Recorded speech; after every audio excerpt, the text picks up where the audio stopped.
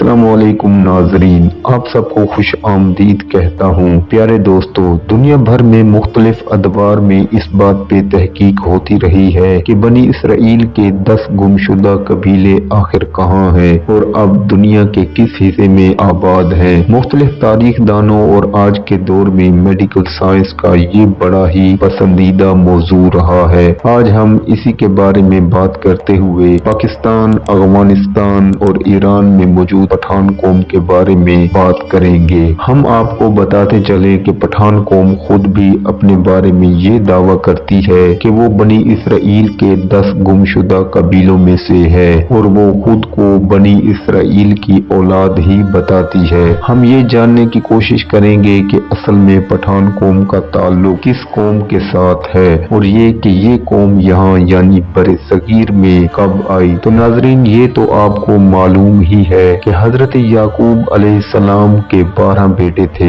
और इन्हीं की औलादें आगे चलकर बनी इसराइल के 12 कबीलों में तकसीम हो गईं। जब शुमाली हमला आवरों जैसा कि बख्त नसर ने बनी इसराइल पर हमला किया, इस वक्त इन 10 कबाइल की हुकूमत अलग थी जिनकी सल्तनत का नाम यहूदा था, जबकि 2 कबाइल यानी कि बिन यूसुफ और बिन्यामीन की सल्तनत अलग थी। शुमाली हमला आवरों के हमले से ये 10 कबाइल जिनकी हुकूमत अलग थी, ये हिजरत करके पूरी दुनिया में फैल गए। इसके बाद पूरी दुनिया में इस चीज का कोई सुराग नहीं मिलता कि ये 10 गुमशुदा कबाइल आखिर कहाँ गए और अब किस इलाके में मौजूद हैं। दुनिया भर में कई अक़वाम अपने आप के बनी इसराइल के इन 10 गुमशुदा कबीलों से ताल्लुक का दावा तो करती हैं, लेकिन इनमें से किसी के पास भी कोई सबूत मौजूद नहीं है। पठान कौम भी इन्हीं अक़वाम से ताल्लुक रखती है जो अपने आप को बनी इसराइल के गुमशुदा कबाइल की नस्ल से होने का दावा करती है। पठान पाकिस्तान, अफगानिस्तान और ईरान के साथ साथ अब दुनिया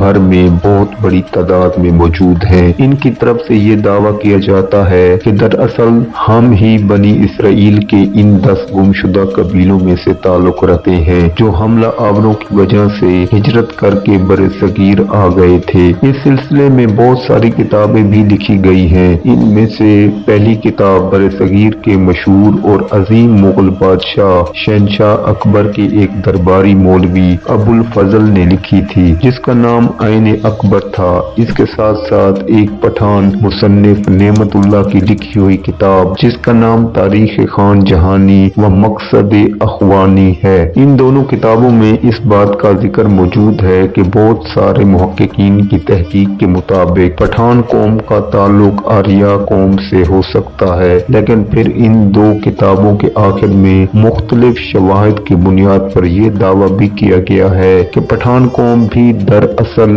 बनी इसराइल के इन 10 कबीलों की औलादें हैं जो शुमाली हमला आवरों के हमले की वजह से पूरी दुनिया में हिजरत कर गई। इस सिलसिले में अफगानी पठान, पाकिस्तानी पठान और ईरानी पठान सब ही इस बात पर मुतफिक हैं कि वही गुमशुदा कबाइल हैं जिनका जिक्र तारीख में मौजूद है। इस सिलसिले में इनका कहना है कि पठानों के कबीले रब्बानी का ताल्लुक एक गुमशुदा कबीले रेउबीन से है, जबकि पठानों के कबीले शमवारी का ताल्लुक भी बनी इसराइल के गुमशुदा कबीले शमऊन से है। इसी तरह से पठानों का ये भी कहना है कि लीबियानी कबीले का ताल्लुक बनी इसराइल के गुमशुदा कबीले लेवी, जबकि अफरीदी कबीले का ताल्लुक बनी इसराइल के गुमशुदा कबीले इब्राहिम से है। लेकिन आपको बताते चलें कि ये तमाम बातें सिर्फ और सिर्फ रिवायात और दावे हैं। इनके पीछे कोई भी ठोस सबूत मौजूद नहीं है जो इन रिवायतों को बुनियाद बरहम कर सके।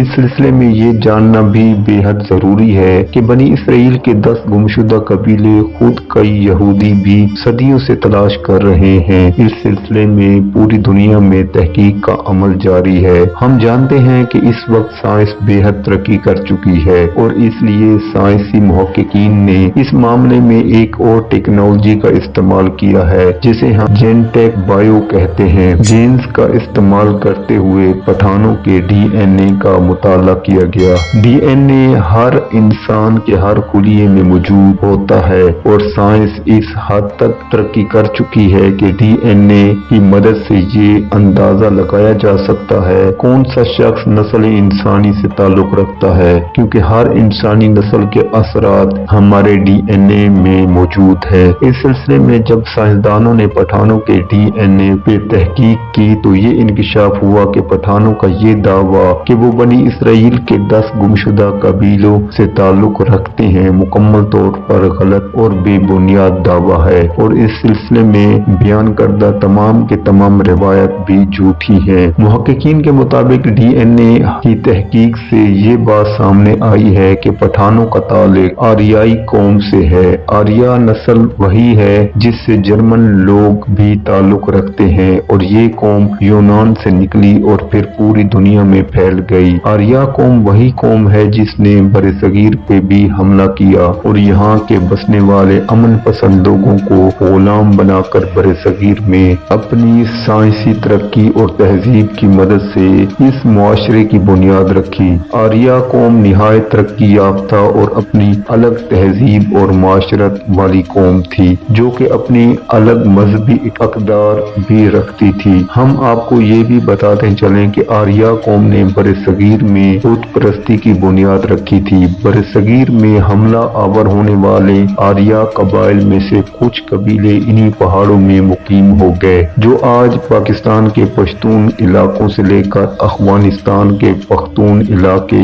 और ईरानी पहाड़ी इलाके में मौजूद हैं। दूसरे कुछ कबीले बरसगीर में दूसरी अक़वाम से शादी ब्याह करने के बाद इन्हीं लोगों में घुल मिल गए। इस साइंसी तहकीक और मुताले पे मबनी एक किताब पाकिस्तान के एक मशहूर डॉक्टर मोहम्मद इलियास ने लिखी है जिसका नाम पश्तूनों का जिनयाती मुताला है। इस किताब में भी डॉक्टर मोहम्मद इलियास ने ये साबित करने की कोशिश की है कि पठानों का ताल्लुक किसी भी तरह से बनी इसराइल के 10 गुमशुदा कबीलों से नहीं है जिनके बारे में पठान दावा करते हैं। पठानों का ताल्लुक आर्या कौम के इन कबीलों में से है जो बरसगीर पर हमला आवर हुए। और यहाँ ये भी जानना भी अहम होगा कि ये किताब लिखने वाले डॉक्टर मोहम्मद इलियास खुद भी एक पठान हैं और उन्होंने ये किताब पूरी तहकीक के बाद ही लिखी है। इस सिलसिले में दुनिया के दीगर बड़े बड़े साइंसी इदारों ने भी इस बात की तस्दीक की है